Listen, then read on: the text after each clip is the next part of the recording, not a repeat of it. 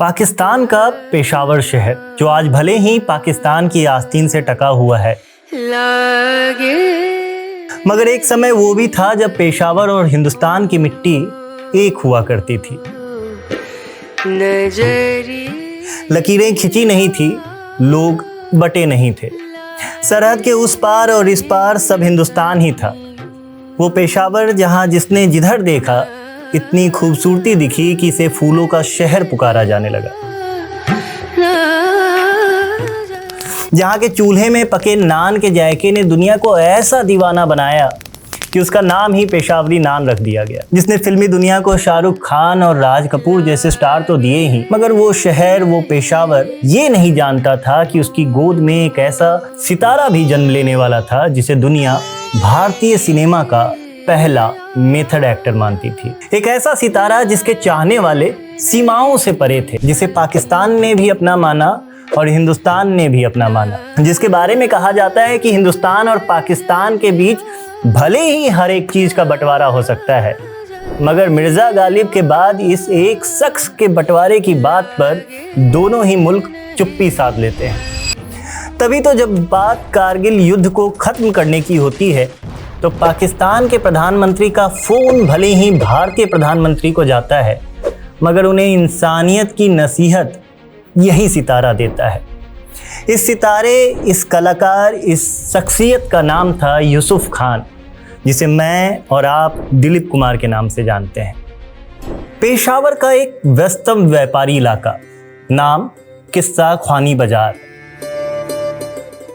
नाम में किस्सा यानी कहानी और ख्वानी यानी पढ़ना इसलिए क्योंकि आते जाते व्यापारी अपनी थकान मिटाने और समय बिताने के लिए यहाँ के चौराहे पर किस्से सुनाया करते थे। सुनने वाले भी व्यापारी ही होते थे, सुनाने वाले भी व्यापारी होते थे।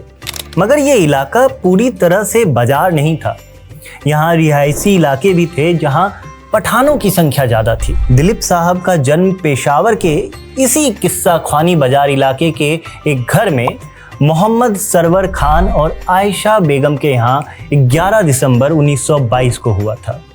अब वे जिनके घर बूढ़े बुजुर्ग होंगे और वे जिन्होंने उन बुजुर्गों से दिल लगा के बातचीत की होगी, वे जानते होंगे कि पुराने ज़माने में लोग अपनी जन्म तारीख को ज़्यादा तवज्जो नहीं दिया करते थे, मगर दिलीप साहब के जन्म की तारीख पेशावर के इतिहास में यादगार साबित हो गई थी। यादों की गलियों में जब चहलकदमी करेंगे तो दीवारों पर एक हादसा चस्पा मिलेगा।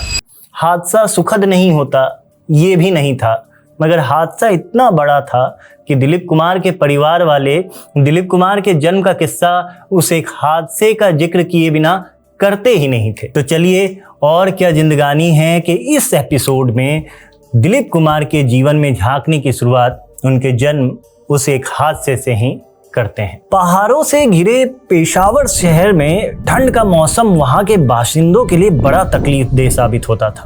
पूरे दिन सूरज दिखाई नहीं देता। आलम ये कि घड़ी देखे बिना समय का अंदाजा लगाना मुश्किल था। नदियां, नाले, यहाँ तक कि मस्जिद में मौजूद वजू का पानी भी बर्फ बन जाता था। ऐसी ही एक सर्द रात में किस्सा ख्वानी बाजार में एक हादसा हो जाता है। वहां की सबसे व्यस्तम जगहों में से एक सुनारों की गली में आग लग जाती है। आग की शुरुआत तो एक दुकान से होती है, मगर अचानक उठे तूफान की वजह से यह फैलती चली जाती है। छोटी सी आग देखते ही देखते पूरे गली को अपनी लपटों से आगोश में ले लेती है। चीख पुकार और जान माल को बचाने की जद्दोजहद के बीच वहाँ के रिहायशी इलाकों में बसे मर्द आग बुझाने के लिए दौड़ पड़ते हैं। जम चुके टंकी नालों के पानी को ताकतवर पठानों के मुक्के तोड़ने में जुट जाते हैं ताकि उसके नीचे बचे पानी को निकाल कर आग बुझाई जा सके। इन्हीं पठानों के बीच सरवर खान भी मौजूद थे, जो अपनी सामाजिक जिम्मेदारी निभाने वहां जमा हुए थे और पीछे अपने घर पर अपनी 9 माह की गर्भवती बीवी आयशा बेगम और अन्य औरतों को अपने साले साहब उमर के भरोसे छोड़ आए थे। उमर वो आदमी जिसका ज़्यादातर समय सरवर खान के यहाँ ही बीतता था, मगर उस उमर को ये नहीं पता था कि उस रात औरतों की देखभाल उसके लिए यादगार बनने वाली थी। आयशा बेगम को अचानक से दर्द उठा। औरतें जमा हुई और पता चला कि बच्चे के जन्म का समय हो चुका है, दाई को बुलाना होगा। मगर बाहर शरीर को जमा देने वाली बर्फीली तूफान चल रही थी।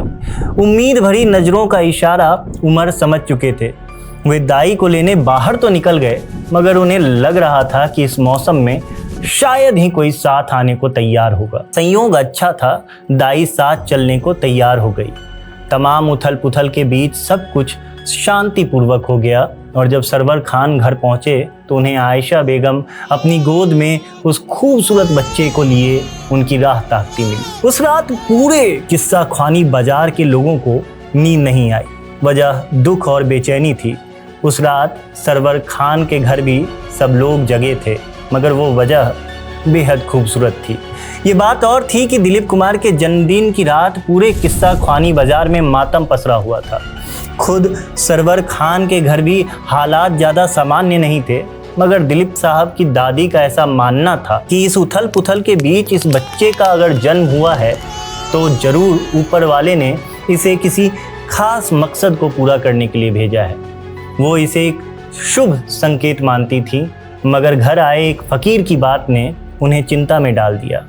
एक ऐसी चिंता जिसकी वजह से दिलीप कुमार का पूरा बचपन शर्मिंदगी में बीता, जिसकी वजह से दिलीप साहब हमेशा अपनी दादी की निगरानी में रहते। बताएंगे आपको मगर और क्या जिंदगानी है के अगले एपिसोड में। धन्यवाद।